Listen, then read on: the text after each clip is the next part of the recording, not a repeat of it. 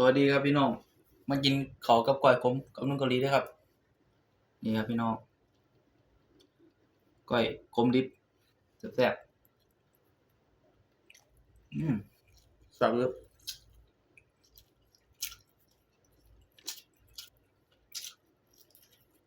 มาพี่น้องกินกัน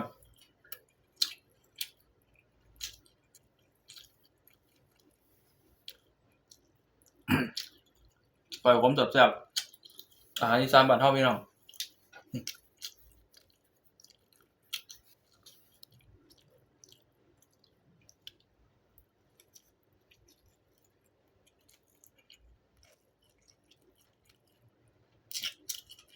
กินคำใดแซ่บคำนั้นเลยพี่น้องแซ่บเลย